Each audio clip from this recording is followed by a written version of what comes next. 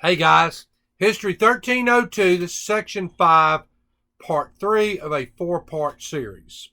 Now, we've talked about the weaponry of this war. We talked about the United States entering this war. Now let's kind of talk, guys, we were only actually involved in this thing for 18 months. And here's what I always explain to my students. Europe had just about exhausted everything. Guys, the casualty rates on this thing are astronomical. How many people died? I mean, entire generations of English, French, Germans were dead because of the type of weaponry. This thing had bogged down. So now the Americans will enter the war. Now, one of the big misconceptions, and I know as America, we like to say, well, we got there and pretty much kicked everybody's butt and ended that thing. Well, first of all, either side we'd have gone to, I think they just needed bodies. Now, the Americans, guys, when we first get there, I'd love to tell you that we're Rambo. We're there kicking butt and taking names, and we're not. Our guys were totally unprepared for what they found. Trench warfare, poisonous gas. And this had gone on, by the time we get there, this war had gone on for 3 years.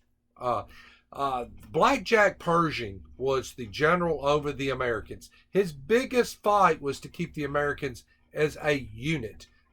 Basically, the Europeans wanted to piecemeal the Americans out, put them with different people, different units. And he wanted the Americans to stay as one unit. And eventually, we will do that.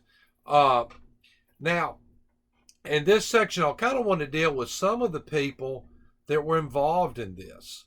Because, history has a way that, it kind of, you have I always say a dress rehearsal. Maybe, I don't know if that's the right word or not, to the main event. So let's talk about this. Some of the main people, guys. First of all, Adolf Hitler. Adolf Hitler will be involved in the Great War. He is a German soldier. He will fight in the Great War. He was used as a carrier, which was a very dangerous job. He was a messenger, delivered messages out. Hitler, numerous times in this war, almost got killed. And I could share with you all kind of stories, but he just doesn't. He makes it through the war. And there's numerous stories where he came very close to dying, but he didn't. George Patton, famous general, he will be over there. He will be one of the guys that will really look at the tanks. He'll be your tank guy. Douglas MacArthur. Douglas MacArthur will be involved in the first war. One of our presidents, Harry Truman. When we talk about Harry Truman, Truman's the guy that drops the atomic bomb.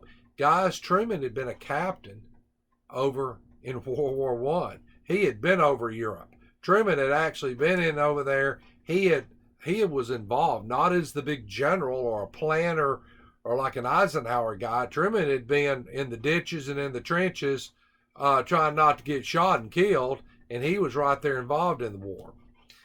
Dwight D. Eisenhower, interesting enough, the guy that's the Supreme Allied Commander, the guy that will be the president, never actually goes to Europe and goes to the war. Not that he tried to dodge it. He would have been happy to go. He stays stateside. Kind of interesting.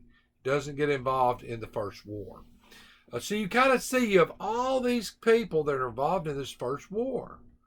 And there's even more. I mean, Erwin Rommel, the famous German tank commander, he was involved in the first war. And you can just, Mussolini, the Italian dictator, was a sniper for Italy. And the thing about it is, he was a sniper for Italy back when Italy was fighting against the Germans in the First War. Trust me, Mussolini killed lots of Germans, but in the Second War, he will ally with the Germans, and him and Hitler they were best friends like. So all these people were kind of involved in this war. Something interesting, I'll tell you, kind of a side note, is the Germans, all this poisonous gas. Now, both sides used poisonous gas. Wasn't just the Germans that developed it. The Germans and both sides used it.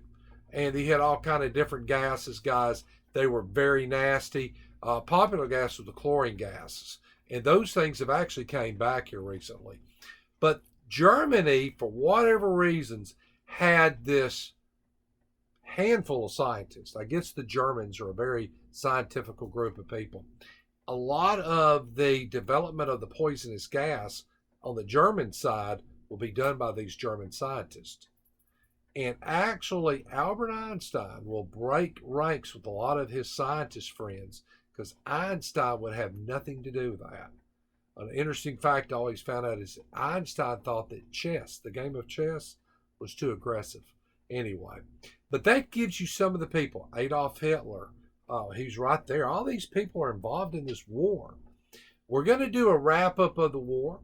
I want to talk a little bit about the Treaty of Versailles, what happens to Wilson, Wilson's 14-point plan, and how really it's very important, guys. And I always tell my students, we get involved in these military conflicts, but in World War I, we learned a very important lesson. You can't get involved in something, go over there, win the war, and then just go home. And that's what we did. We left Europe in complete shambles. America got out of that. Within 20 years later, we're right back in Europe. We're in World War II this time. And a lot of the problems of World War II were created by the way the first war, World War I, went.